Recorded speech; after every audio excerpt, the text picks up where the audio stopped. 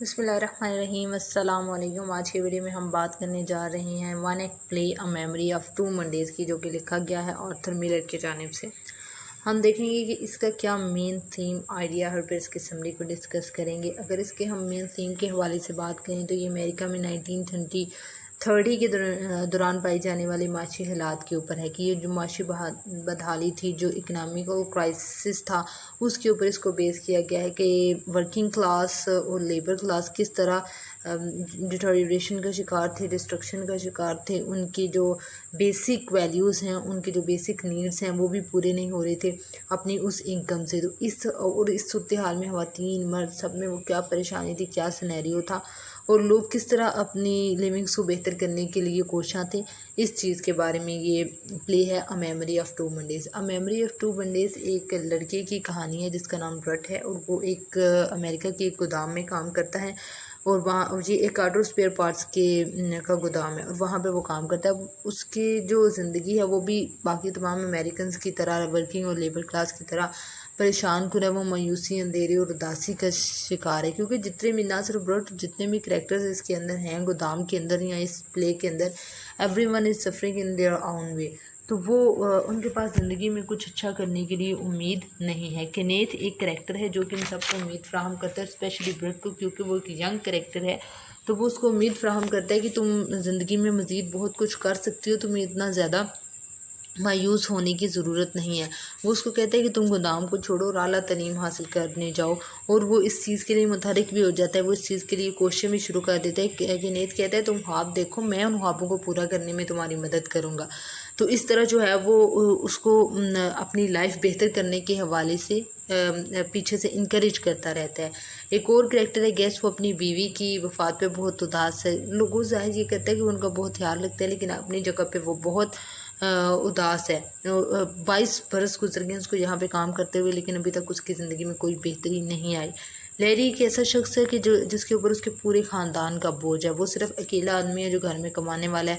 मतलब वो ऐसा नहीं कह सकता कि मैं थक गया हूँ, क्योंकि पता नहीं कितने लोगों की वो पीछे उम्मीद है। उसके घर सारा उसके ऊपर डिपेंड करता है। तो वो एक ऐसे शख्स को रिप्रेजेंट कर रहा है कि जो फैमिली में अकेला कमाता है और जो कभी ना नहीं कह सकता, क्योंकि उसके ऊपर सारा बोझ पड़ा हुआ होता है और उसने ही तमाम जो है वो घर वालों का गाड़ी का पहिया जो है वो चलाना होता है।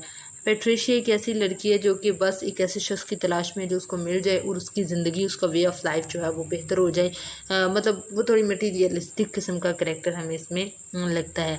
उसके बाद जो है एक लड़की है एग्नेस। एग्नेस एक रहमदिल लड़की है और वो अपने इर्द गिर्द लोगों की ज़िंदगी को देख के आंसू बहाती है कि मतलब इनकी ज़िंदगी, मेरी तो ज़िंदगी है ही ख़राब, यहाँ पे सबकी ज़िंदगी ख़राब है, सबकी ज़िंदगी में कोई जो है वो खुशी की लहर नहीं है। तो ये जो सारे करैक्टर्स हैं, इसके अलावा एक रेमंड करैक्टर है जो कि गोदाम का मैनेजर है। वो हर चीज़ को तरतीब से रखने की कोशिश करता है, लेकिन बिगड़ जाती है। वो हर सोमवार को इस उम्मीद के साथ बेहतर करने की कोशिश करता है, लेकिन शायद कुछ चेंज आ जाए, लेकिन वो नहीं होता। ये जो ड्रामा है इसको 2 मंडेज़ पे प्लेस किया गया है। एक जो मंडे है, एक जो सोमवार है वो गर्मियों का रखा गया है, जो पहले हमें दिन मिलता है, और फिर दूसरा सोमवार जो है वो सर्दियों का रखा गया है। तो उसमें बताया गया है कि सीज़न चेंज हो गया, साल चेंज हो गया, वेदर चेंज हो गया, लेकिन उन लोगों की ज़िंदगी में कोई चेंज नहीं आया। हम कहते हैं ना कि मौसम, विंटर का मौसम इस चीज़ की अलामत है, समर का इस चीज़ की अलामत है, बहार ये लाती है वो। तो कहते हैं कि उनकी ज़िंदगी में सीज़न का चेंज, वेदर का चेंज कोई मायने नहीं रखता। वो सारे अपनी ज़िंदगी में जो है वो भूख, अफलास और परेशानियों का शिकार है। लेकिन आर्थर मिलर ने इसको सिर्फ एक परेशानी का और एक उदासी का और मायूसी का एलिमेंट नहीं रखा। उसने ब्रट के करैक्टर के ज़रिए से, जिसको वो आला तरीन वाली साइड पर, ख्वाबों वाली साइड पे और ख्वाब देखने और फिर उनकी ताबीर हासिल करने की इंकरेजमेंट के हवाले से बात करता है, तो उसने ज़ाहिर सी बात है एक होप भी थमाई है। और उसने कहा है कि होप जो ऐसी चीज़ है जिसके ऊपर तमाम जो वर्ड है और तमाम जो इंसान है वो रिलाई करते हैं, तो होप को हाथ से जाने नहीं देना चाहिए। तो ये है memory of two Mondays play. I hope कि आपको इसकी समझ आ गई होगी। Thank you so much for watching the video. और अगर आपको इंग्लिश लैंग्वेज और लिटरेचर में किसी भी टॉपिक पे वीडियो चाहिए तो कमेंट सेक्शन में मुझे बताइए। मैं कोशिश करूँगी कि आसान करके उसको आपको समझा सकूँ। Thank you so much. Pakistan जिंदाबाद।